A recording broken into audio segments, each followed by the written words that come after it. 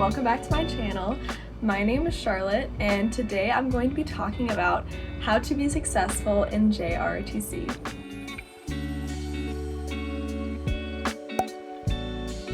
I'm editing this video right now, and I realized that I gave zero background information, so most of you are probably like, who the heck is this girl?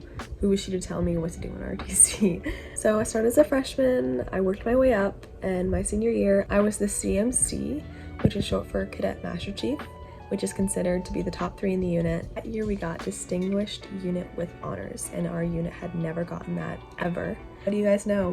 It was the first year that all 3 positions were held by girls. I was also the drill captain. I was in drill all 4 years, and in drill at my unit, it's very serious. We practice like almost every day for an hour before school, but I really loved it. I also was a mentor to freshmen. I also got NS4 of the year my senior year, so that included overall academics, inside of ROTC, outside of ROTC. I also was picked for 2 different scholarships that were each $1,000 by my instructors, so I definitely had a lot of experience. I would consider myself a good JROTC cadet.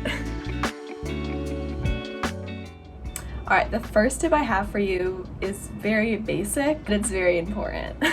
Make sure you know your general knowledge. In the Navy JROTC, you have 11 general orders that you have to memorize. They're all about 1 to 2 sentences long. This is something that you're just gonna have to memorize, no big deal. It definitely takes some time and patience. You should definitely know your basic knowledge, because if you don't, that's just kind of embarrassing.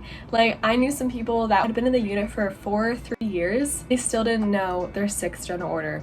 It's the longest general order. And at that point, there's really no excuse to not knowing that. You've had 4 years to memorize them. Your instructors will definitely notice that because they're the one inspecting you. So, also, chain of command for Navy, general orders, and the cadet creed. Moving on to the second tip, be respectful to your superiors and also to your subordinates. When you're a freshman, you're gonna have a lot of people telling you what to do and how to do it. You have to learn how to respect their position, respect what they're telling you, and follow their orders. Once you've learned how to be a good follower and you start to get older and progress in the unit, you will be hopefully given some type of position. And with position comes great responsibility. A part of that responsibility is being respectful to the people below you. You don't want to think that you're better than everyone else, because it's not true. It's just that you have had more experience. That's why you are where you are. Being respectful, some tips for that can be using ma'am and sir, opening the door for whoever it is, making sure your uniform's squared away, and if someone criticizes you at all, take it respectfully and you don't get defensive. Alright, my third tip for being successful in JROTC is to be committed. If you're not committed to JROTC, how do you expect to do well? So what commitment looks like in JROTC is joining at least one team, showing up consistently, working hard. When you're in PT, you are physically giving your best. If an instructor asks something of you, you should be excited about it and be like, oh my gosh, this is my time to show what I'm capable of. So be committed enough to take it on. My fourth tip is to be mindful of how you act in class. So ROTC is an elective. For us, it was called Naval Science. It was just an hour-and-a-half class. So it's really important that when you're in class, you're also showing up.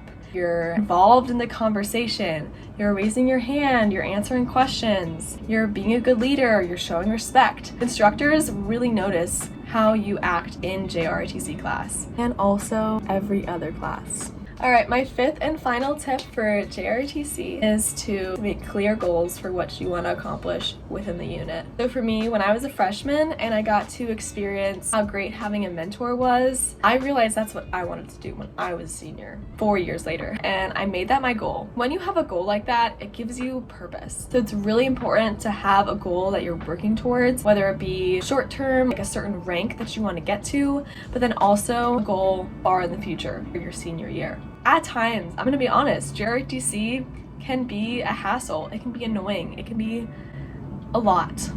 But when you have that goal and you have that purpose, it gives you the motivation you need to overcome that and overcome any challenge that comes your way. I would just recommend putting it in your notes, writing it down, and also being strategic, saying, well, I really want to become this rank, or I really want to become this position. So how can I get there? What do I need to do? And if you do that, I think you'll be really successful. Thank you for listening to my video today. I hope that you take these 5 tips and utilize them in your experience in JROTC. Whether you're starting now or you're already in your senior year, I wish you luck with whatever you're doing, and thank you for watching.